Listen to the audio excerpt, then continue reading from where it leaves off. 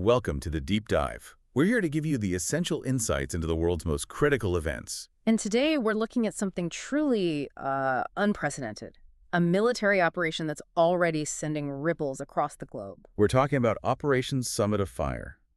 This was an Israeli airstrike, September 9th, 2025, targeting Hamas leaders in Doha, Qatar. Yeah, a really complex situation with potentially huge implications. So our mission today, pull together what we know from various sources, explain what actually happened, why it's such a big deal, the reactions, and what it means for you. Okay, let's start with the basics. Tuesday, September 9th, explosions heard in Doha.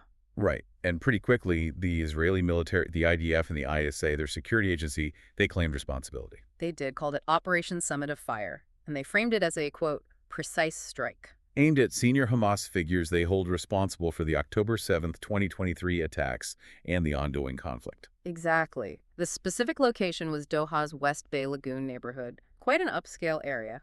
That's where members of the Hamas political bureau were living.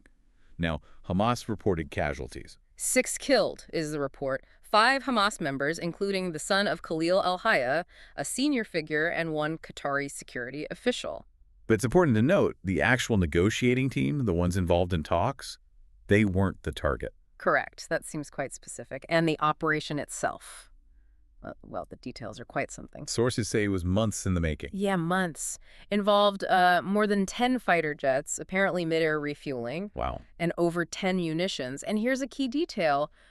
Reports suggest they evaded radar detection to hit just one specific target.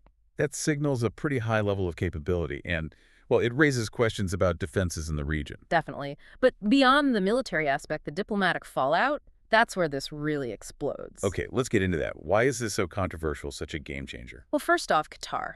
For years, it's carved out this unique role as, neutral ground, a key mediator. We've seen them host talks involving the Afghan Taliban, and right now they're absolutely central to the Gaza ceasefire negotiations, the hostage releases. Exactly. They provide that crucial neutral space where difficult talks can happen.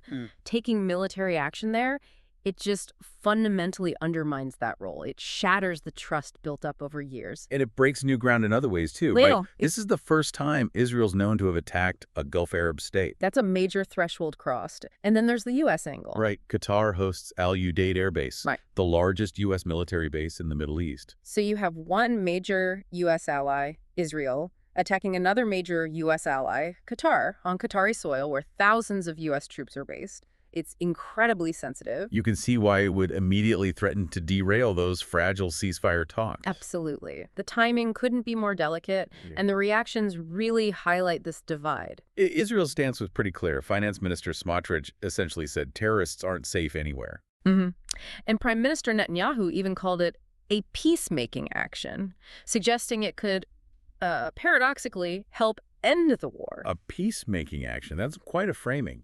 Qatar understandably saw it very differently. Very differently. Their foreign ministry used incredibly strong language. Cowardly Israeli attack, criminal assault, state terrorism. They called it a flagrant violation of international law and norms. And crucially, they insisted they receive no prior warning. The Qatari prime minister said this changes everything for the mediation efforts, potentially bringing them to a standstill.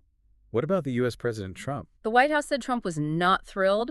Stated flatly, it does not advance Israel or America's goals. Interesting. And they weren't told directly by Israel beforehand. That's the report. They were informed by the U.S. chairman of the Joint Chiefs just before it happened, not by Israel itself. That signals perhaps some distance or disapproval. And globally. Widespread condemnation. The UN Secretary General, leaders across Europe, Asia, the Arab world, Canada's PM Carney, all warning this could destabilize the region further. Even the families of hostages expressed deep anxiety about what this means for their loved ones. Understandably so. Their fate is tied directly to these negotiations. And we should also remember the context within the conflict itself.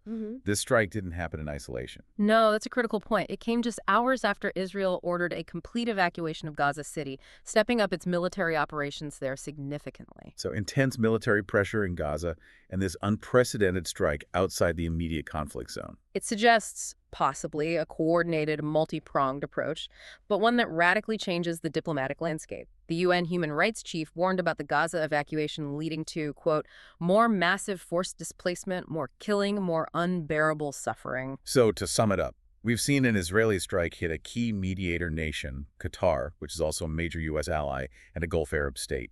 This is, without doubt, a major shift. It really is. And it leaves us, and you, with a pretty stark question to think about. Which is? If traditional neutral territories, these safe spaces painstakingly built for diplomacy, are no longer off limits to military action, what does that mean for the future? How do we even begin to resolve conflicts if the places meant for talking are themselves targets? What happens to diplomacy in a world where there are no safe harbors left for negotiation? That's a heavy thought, and one that will likely shape events for a long time to come.